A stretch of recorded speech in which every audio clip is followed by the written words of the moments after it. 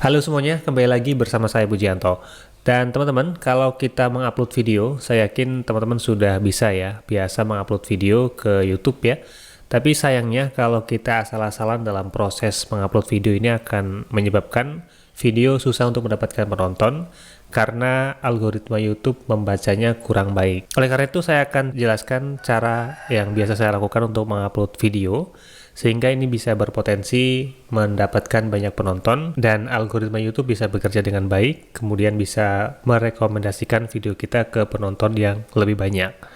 Nah, yang sering diabaikan teman-teman dalam mengupload video, yang pertama sebelum mulai proses upload, kita wajib untuk menyiapkan file yang akan diupload dengan memberikan nama sesuai dengan kata kunci yang akan kita target. Atau lebih gampangnya bisa dengan menggunakan nama sesuai dengan isi videonya. Jadi saat kita selesai melakukan proses editing, kemudian akan mengekspor atau merender, langsung berikan nama sesuai dengan kata kuncinya.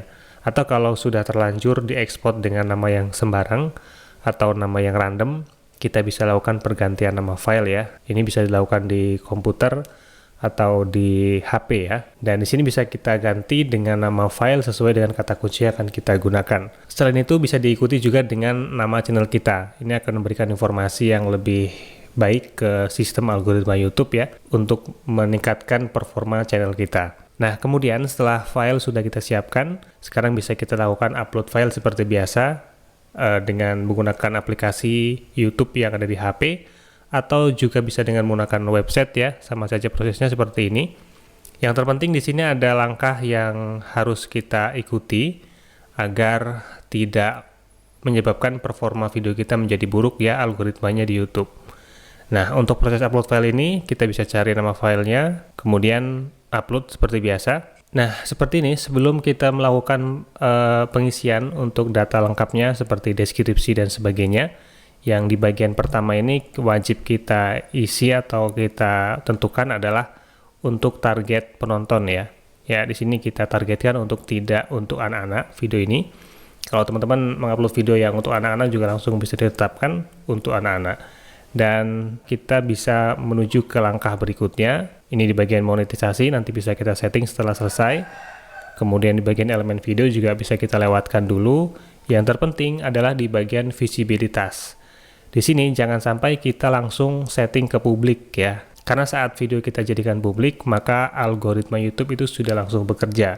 Sedangkan video kita belum lengkap datanya, belum kita isi detail-detailnya, itu akan menyebabkan algoritma membaca video kita menjadi buruk dan performanya menjadi kurang bagus ya, dan tentu akan sulit untuk mendapatkan penonton. Jadi kita setting dulu menjadi pribadi atau juga bisa pilih sebagai tidak publik ya. Saya akan setting sebagai pribadi dulu. Dan kemudian ini bisa kita simpan. Lalu kita tunggu sampai dengan proses uploadnya selesai. Ya, setelah proses upload selesai, kemudian pemeriksaan juga selesai, tidak ada masalah yang ditemukan, bisa kita tutup dulu di sini. Dan kalau menggunakan aplikasi YouTube Studio juga sama saja, kita bisa masuk ke aplikasi YouTube Studio di HP, kemudian pilih nama file tadi yang sudah kita upload ya, di bagian konten. Ini kita akan lengkapi data-datanya seperti deskripsi dan sebagainya. Kita pilih dan kita lihat detailnya di sini. Yang pertama kita akan isi judulnya sesuai dengan kata kunci yang kita target. Misalnya di sini saya akan mentarget kata kunci cara upload video ke YouTube ya. Jadi di judul ini nama channelnya kita buang saja dan kita tambahkan beberapa kata untuk melengkapi judul ini. Kita tambahkan beberapa kata di depan atau di belakangnya nggak masalah. Yang penting kata kunci yang kita bidik ini masih dalam satu rangkaian ya, atau satu frasa. Berikutnya di bagian deskripsi juga bisa kita lengkapi atau kita copy saja di bagian judul ini. Kita paste di deskripsi ya. Kita ulangi lagi biar memperkuat kata kunci yang akan kita bidik. Selanjutnya di sini bisa kita tuliskan deskripsi sesuai dengan isi dari video kita. Teman-teman bisa meriset kata kunci seperti di video saya sebelumnya, cara untuk melakukan riset kata kunci, dan juga bisa memberikan hashtag di dalam deskripsi ini sesuai dengan isi dari video kita. Saya anggap di sini sudah terisi ya dengan deskripsi yang lengkap dan mengandung kata kunci.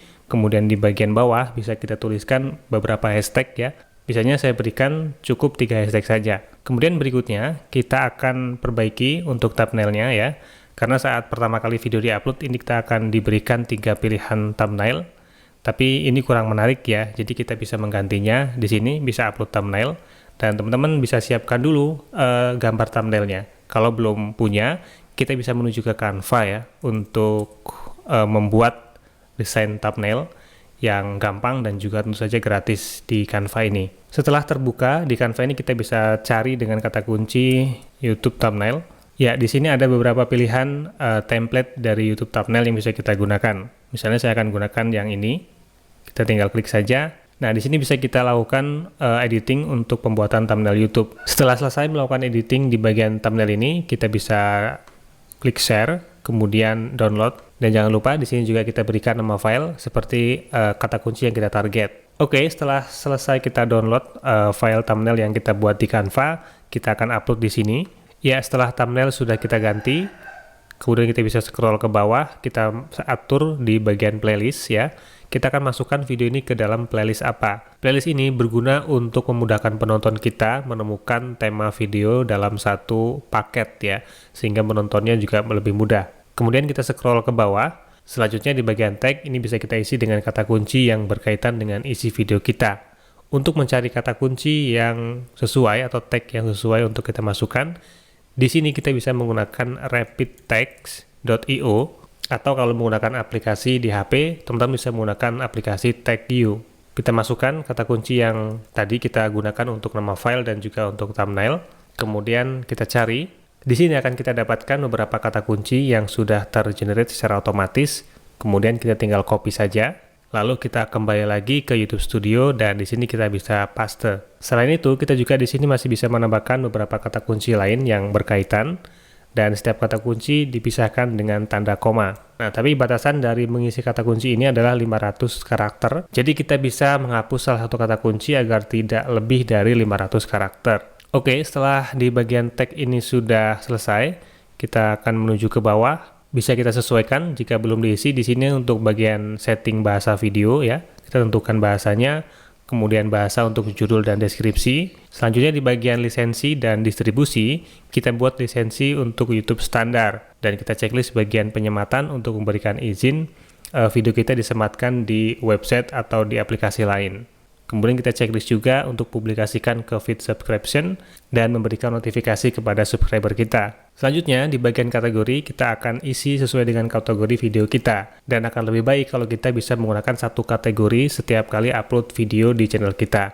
Dengan begitu algoritma YouTube akan lebih mudah mengenali channel kita, kategorinya apa, dan akan lebih mudah untuk direkomendasikan kepada orang-orang yang sesuai dengan kategori ini. Di bagian komentar kita pilih saja yang bagian tahan komentar ya, agar tidak ada komentar yang berpotensi tidak sopan dan kita bisa tinjau dulu komentarnya. Di bagian urutan komentar kita pilih yang teratas dan kita pilih juga tunjukkan jumlah penonton yang menyukai video ini. Selanjutnya di bagian layar akhir dan juga kartu ini juga perlu kita isi untuk bisa memberikan performa video yang lebih baik. Di bagian layar akhir kita setting dengan memberikan beberapa pilihan video yang akan direkomendasikan setelah penonton selesai menonton video ini. Kita bisa pilih misalnya yang dengan satu video dan satu tombol subscribe. Kita pilih untuk video yang akan kita masukkan, klik di bagian sini, kemudian pilih video tertentu. Lalu kita tentukan video mana yang akan kita masukkan yang masih berkaitan dengan video yang baru saja kita upload. Setelah itu kita bisa simpan. Kemudian untuk di bagian kartu ini kita juga bisa tentukan di menit keberapa kita akan menyisipkan kartu atau video yang direkomendasikan. Sehingga penonton akan mendapatkan rekomendasi video lain yang masih berkaitan. Oke, setelah semuanya kita lakukan pengaturan dengan benar, dan untuk bisa mendapatkan penghasilan dari video ini, kita akan mengaktifkan di bagian monetisasi. Di sini kita akan menuju ke menu monetisasi untuk video ini. Nah, untuk monetisasi ini harus kita aktifkan agar kita bisa mendapatkan penghasilan dari video, yaitu akan muncul iklan di dalam video kita. Dari iklan itulah kita nanti akan bisa mendapatkan penghasilan dari video yang kita upload. Tentu saja menu monetisasi ini akan muncul ketika teman-teman sudah tergabung dalam program partner YouTube yang sudah memenuhi syarat ya, yaitu memiliki 1000 subscriber dan 4000 jam tayang. Jika teman-teman masih baru dan belum tergabung dalam program partner YouTube, maka menu monetisasi ini belum bisa muncul. Di bagian monetisasi, kita akan aktifkan semua jenis iklan yang bisa dimasukkan ke video, agar kita bisa mendapatkan penghasilan yang maksimal dari video kita.